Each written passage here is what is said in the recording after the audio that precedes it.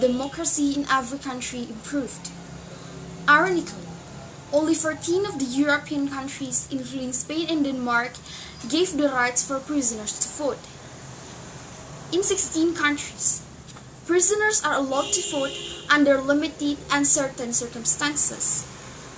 In 2011, as of US led the prisoners number with more than 2 million, none of them was able to vote, and even if they have been released from the prisons, some of them are still not able to vote in the general election. As team government, we believe prisoners still the member of the society and they still have the rights to vote. As to the setup of this debate will take place in democratic countries who haven't legalized the prisoners to vote, and 4 countries who have legalized it yet still put limitations of circumstances. Regarding the model and definition, national election in this debate is all national election, including the legislative and the presidential election. We are going to allow prisoners to vote for whom which fulfill the criteria of voting for the general society. Example, the legal member of the state has reached the age of 18 or 17, which depends on the jurisdiction, and mentally competent.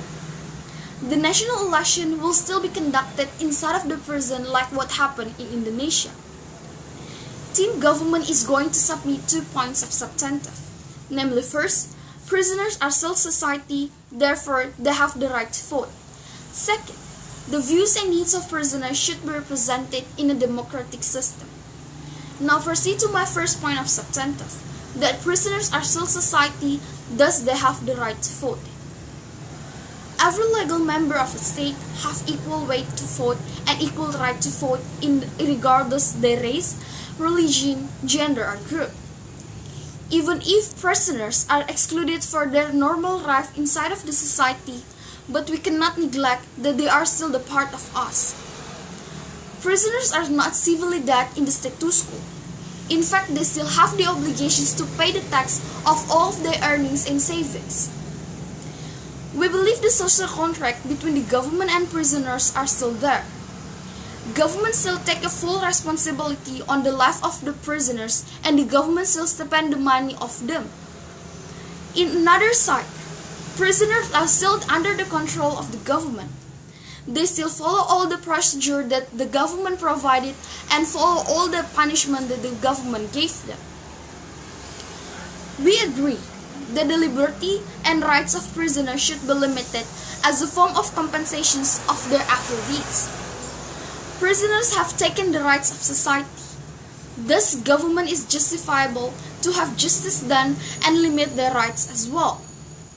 But the purpose of limiting the rights of these prisoners should be the aim for the security and also for the protections of the society.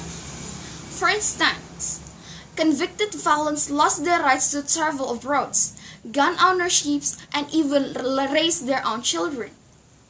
They are being locked in the bars for 22 to 24 hours per day, because government consider that those actions actually threaten the security and society, and that's fair enough for them to pay what they have done.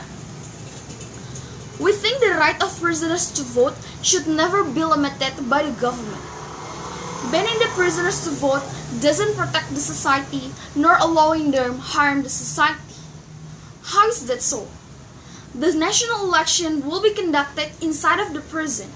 They will not go out and threaten the society in the voting place.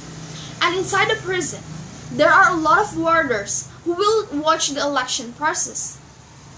We believe, ladies and gentlemen, that it's also okay with whoever the chosen one is, whether he's the choice of prisoners nor non-prisoners.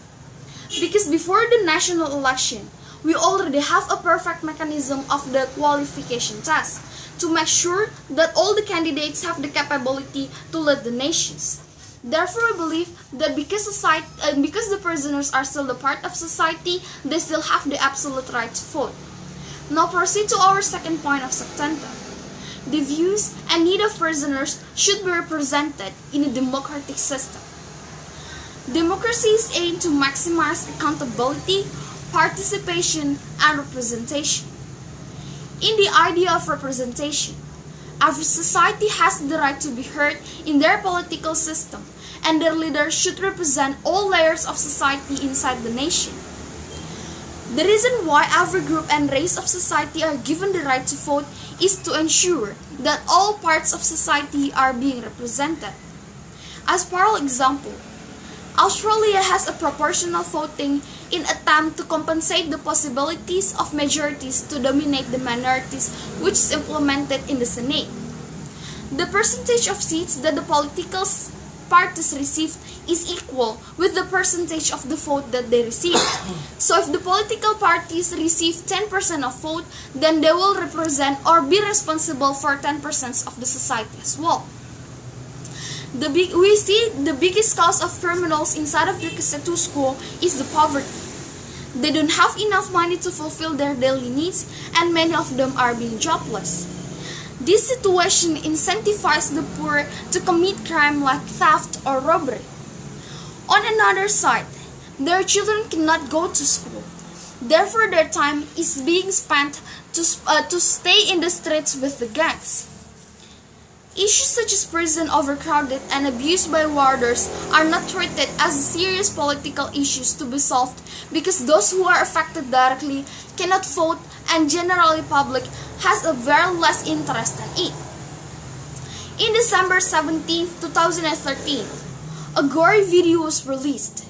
The surprising part was the incident happened in the Pedrinhas jail in Brazil. Before this incident happened, it was recorded that 62 prisoners were killed in 2013. Female prisoners in the jail were forced to have sex with the gang leaders. The relatives of the powerless inmates have to pay some amount of prices so they won't be murdered. Another violent act was fighting between two rival factions. The Pedrinhas jail will also report it overcrowded. But until now, what the Brazilian government have done was only to transfer the leader of the warring faction to the federal prison. We see that when prisoners are given the right to vote, we believe the elected leader will have more concern towards them because the elected leader will have a direct mandate towards the prisoners, and the prisoners will choose the candidate who shows a lot of attention to them and they believe can help them to change their life. Therefore, for all of those reasons, we believe that the prisoners also still need to represent their needs inside of a democratic system. So for all of those reasons, we believe that prisoners still have an absolute right to vote, and it is necessary for the prisoners to represent their need in a democratic system. For all of those reasons, we are proud to propose.